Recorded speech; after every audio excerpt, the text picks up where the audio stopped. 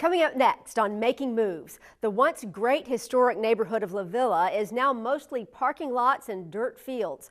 Find out how JTA plans to infuse some much needed life back into this stagnant area. Construction of Jacksonville's first BRT line, the first Coast Flyer, gets approved, and it's 25 years old and needs a new propulsion system. What JTA is doing to keep the Skyway running for another 25. I'm Donna Deegan. Those stories and more right now on the Season 7 premiere of Making Moves.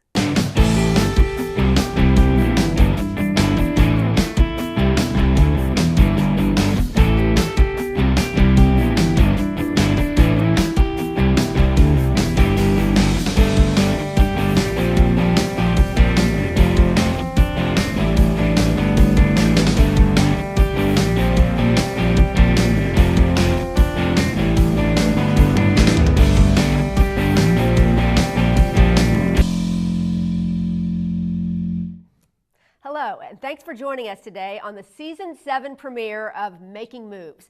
I'm Donna Deegan. Our top story, the Jacksonville Transportation Authority is moving. Its current campus at 100 North Myrtle Avenue will be transformed into an operations center, complete with a new compressed natural gas fueling station. Connection, JTA's paratransit system, will move from its current location on the south side to the revamped operations center on Myrtle. Meanwhile, all of the authority's administrative employees are headed downtown on December 12th. The executive offices, long-range planning and system development, finance and accounting, and the external affairs departments will all move to 121 Atlantic Place at the corner of Forsyth and Hogan. But as senior correspondent Terry Casey tells us, this move downtown is only temporary. The JTA has even bigger plans in the works a few hundred yards to the west. This chunk of land across from the convention center hasn't changed much over the years. The Skyway station has been a fixture here for a long time. Below where I'm standing right now, there's also asphalt parking, and there's the green grass of vacant land. But change is coming to this slice of territory. Big change that's really going to reach beyond downtown Jacksonville.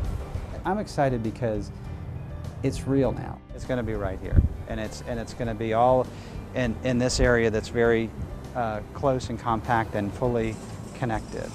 Brad Thoburn is head of long-range planning for the JTA, and when he walks this property, he can see the change that's coming. He can see what will be here, a regional transit center that accommodates both our local bus, the Skyway, BRT, our First Coast Flyer bus rapid transit program, as well as intercity bus, which would be Greyhound, Megabus, Red Coach, those types of carriers, and ultimately Amtrak. We're looking at regional commuter rail that would tie into this.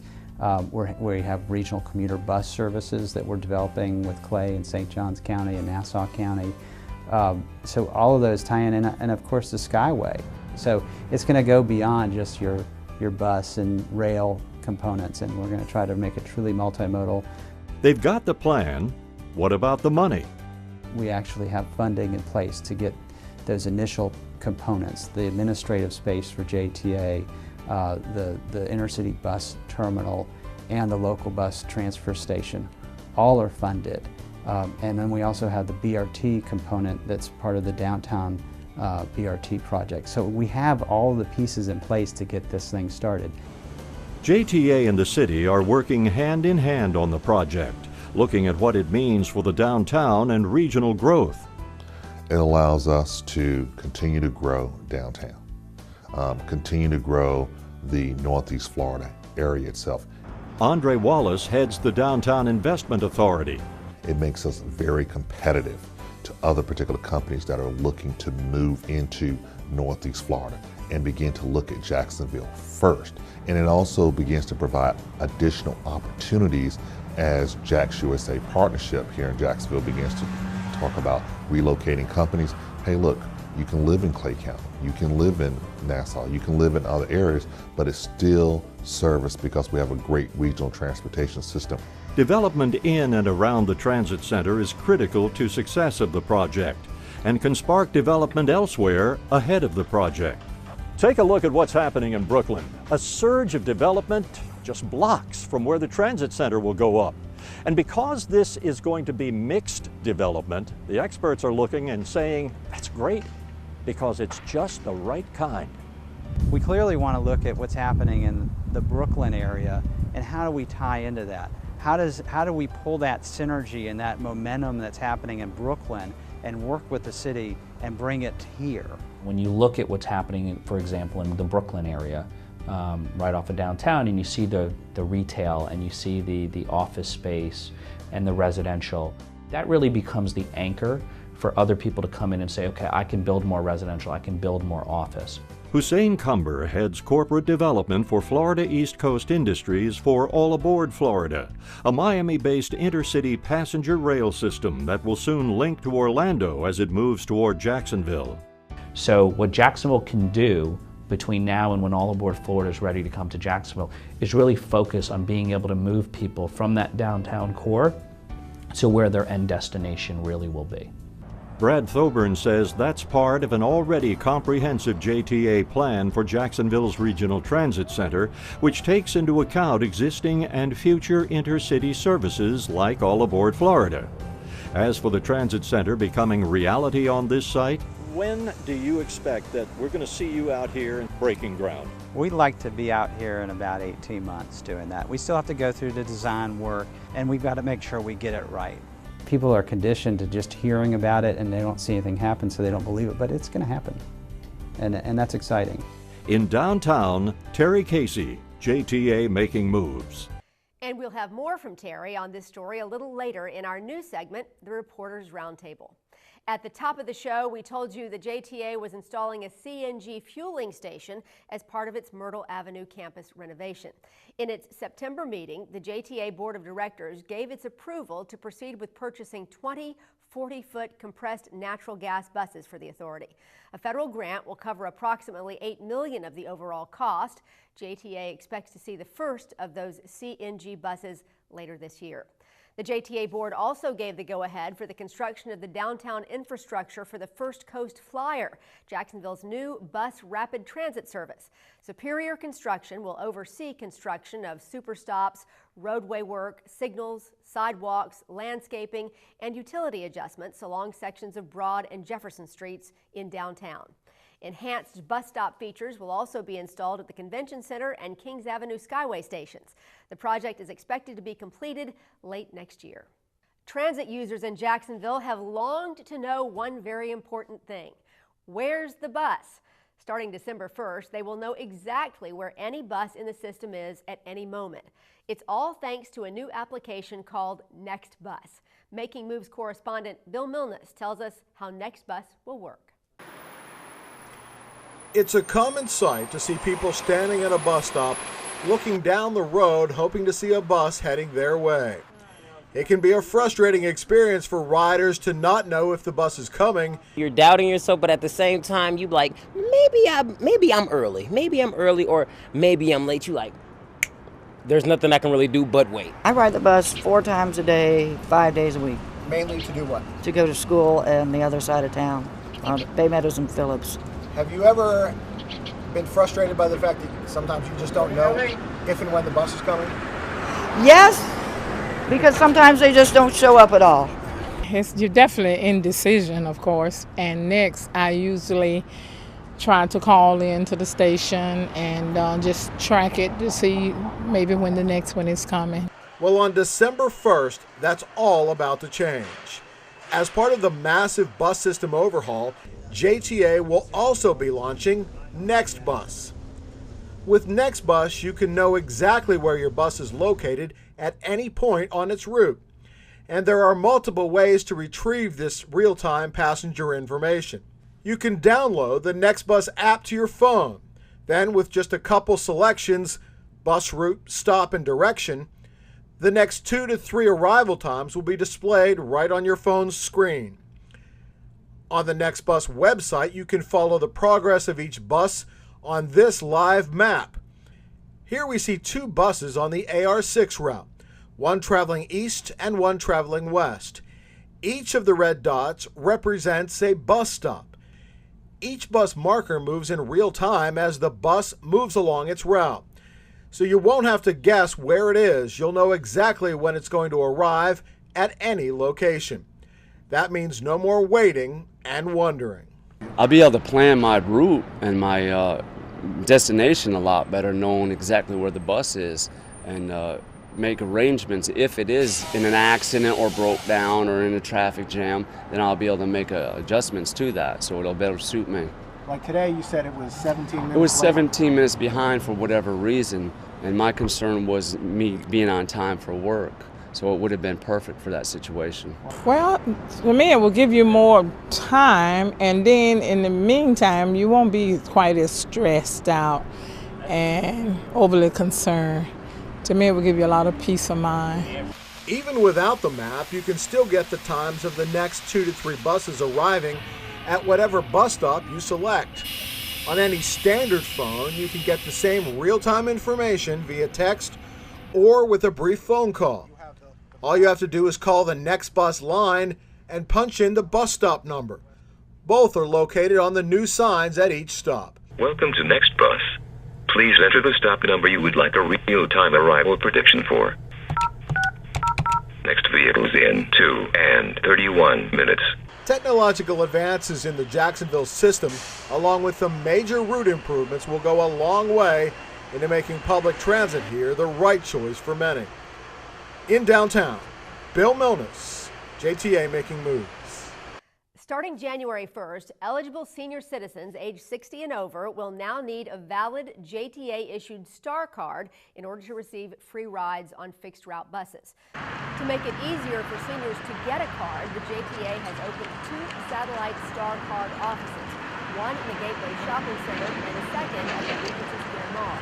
Inside, seniors can obtain their complimentary photo ID STAR card. In addition, customers with reduced fare cards can have their cards replaced at the new centers. The offices are open Monday through Thursday from 10 a.m. to 5 p.m. through January 31st. You can call 904-718-2974 for more information. Up next on Making Moves, it's 25 years old and runs on technology that no longer exists. How JTA plans to keep the Skyway running for another 25 years. Then later, we'll dig deeper into our top stories as Terry Casey and Eugene Lindsay join me for our first ever Reporters Roundtable. We'll be right back. JTA is moving in the right direction. We're finding ways to make your life simpler, easier, and better connected. On December 1st, all JTA routes will change. We want to make sure you have all the information you need about your routes and bus times before these changes take place. It's our priority to take you where you need to go. So, get in touch. To learn more, call 630-3100 or visit us online at JTAFLA.com today. There's no better place to be than Everbank Field watching your hometown Jaguars. And there's no better way to get to the stadium than on the JTA Stadium Shuttle. Single game tickets start at just $7. Buy your tickets online at JTAFLA.com, at the JTA Admin Building downtown, or at any JTA Stadium Shuttle lot. The Stadium Shuttle brought to you by JTA and 1010XL, the official radio station of the Jacksonville Jaguars.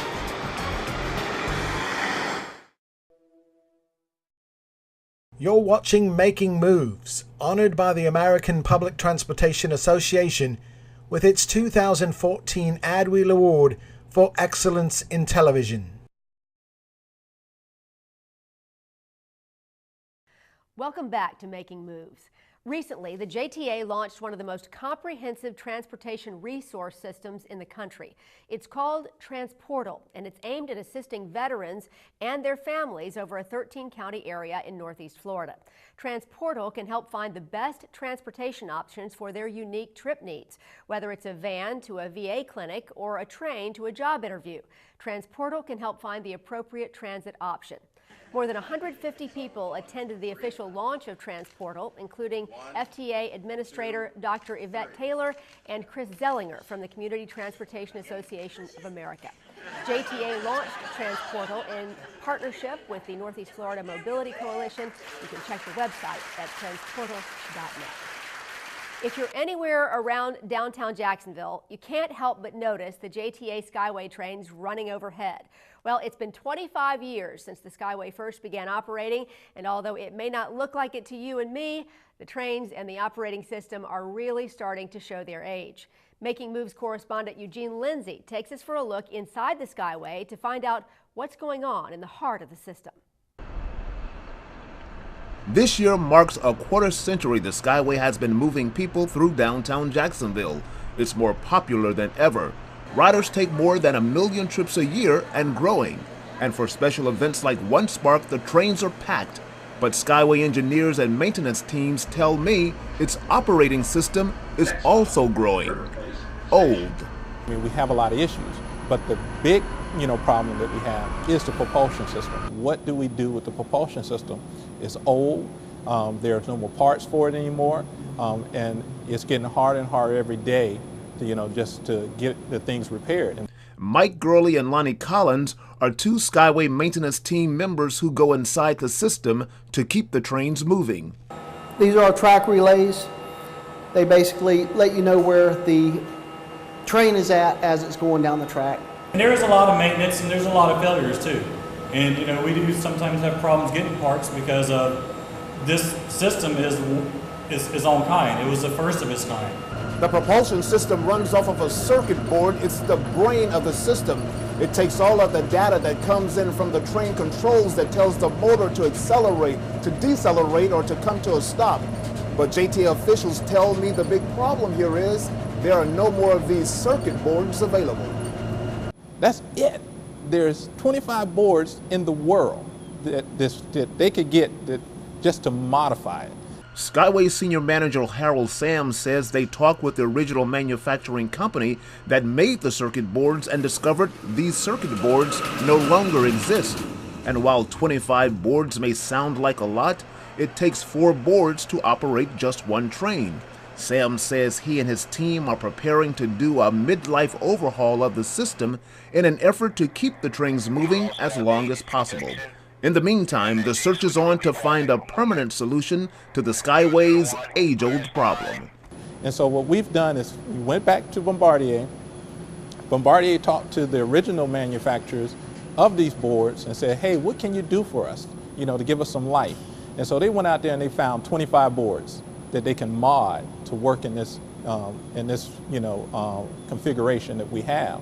One of the big things that we did is that we reached out to Bombardier and ABB to say, hey, this is the problem that we have. We need to replace the propulsion system. And so right now between both of those companies, they are looking at viable solutions to replace that aging propulsion system on the train.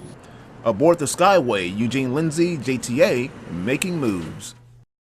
Welcome back to Making Moves. I'm joined now by Making Moves correspondents Terry Casey and Eugene Lindsay for our new feature we call the Reporters Roundtable. It's where we can take a deeper look at some of our top stories. So great to see you both here. Good to be here. For our first ever roundtable.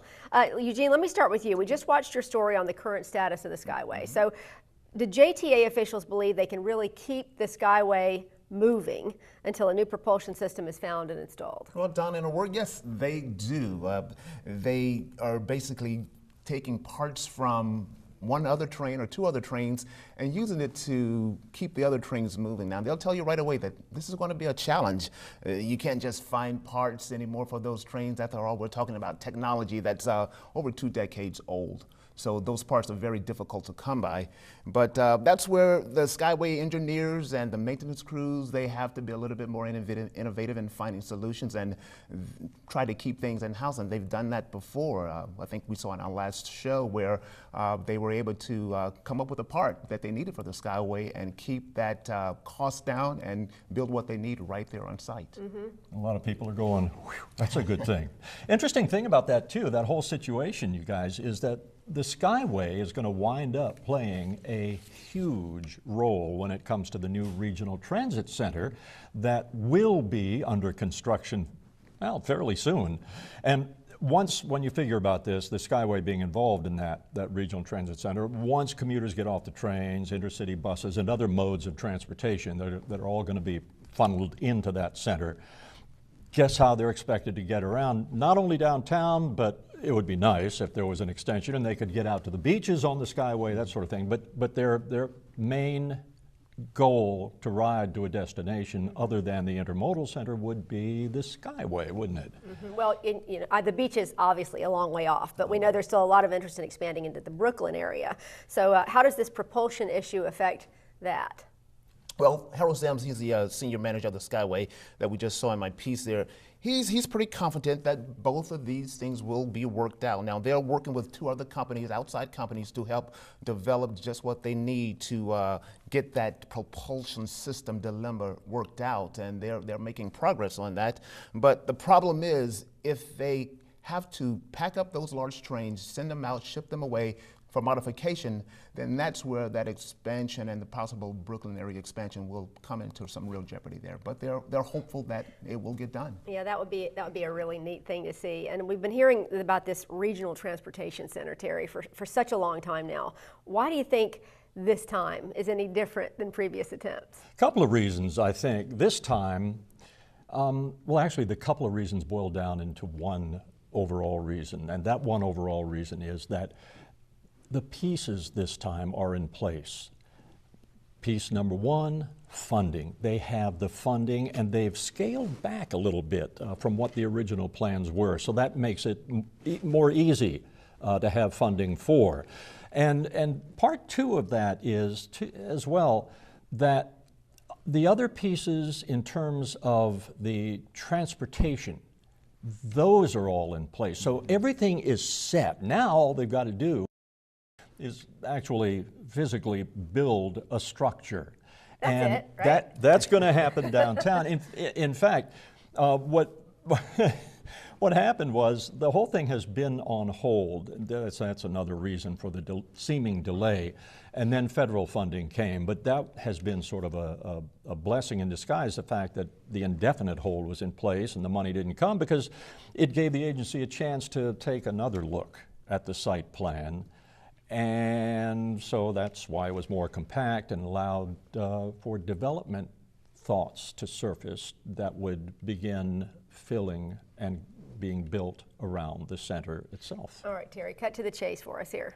What kind of timetable are we looking at? That's what I asked too. And the answer surprised me. Would you believe up and running 4 years from now? Well, that sounds pretty good. Sounds good. All right, we will see.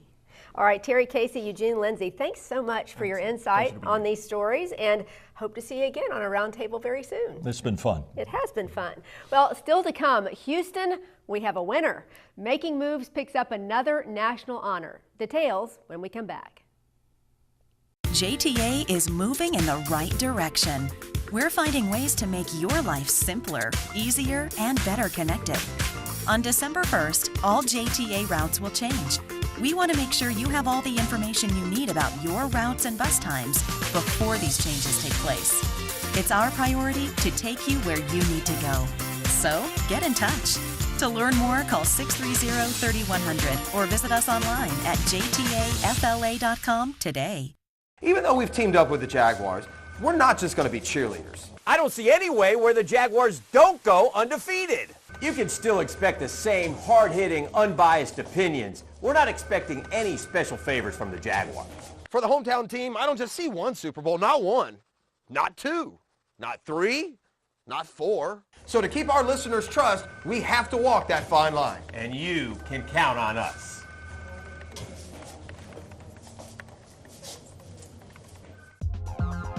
Finding a job is great. Finding a career, even better. The JTA is currently hiring part-time bus operators. These jobs offer a great opportunity for full-time advancement. If you're at least 23 years old, have a high school diploma or equivalency, a commercial driver's license, and a clean driving record, then we want to hear from you. All qualified candidates receive additional paid training. To start on your path to future success with the JTA, visit us online at JTAFLA.com and learn more about this and all our open positions. Before we go, we hope you'll indulge us for just a moment. We're thrilled to tell you that Making Moves has once again been honored by the American Public Transportation Association with its Ad Wheel Award for Excellence in Television and Video. JTA picked up the award in Houston at APTA's National Conference. This marks the second time in just the last 4 years that Making Moves has picked up a national honor from APTA, and it's our 6th overall award in the show's history. So we're very proud of that. Today we begin our 7th full season on the air here in Jacksonville, and we are honored that you take the time to join us. So thank you to our staff and to the best crew in TV. You've certainly earned this great honor. And that wraps up this edition of Making Moves. Thanks for taking some time to join us. Remember, you can catch complete episodes of Making Moves online at JTAFLA.com and on our YouTube channel, JTA 904. You can also find exclusive web-only content on our Facebook page. So be sure to check that out at facebook.com/JTA Making Moves. For the entire Making Moves team, I'm Donna Deegan. We'll see you next time. We're Making Moves.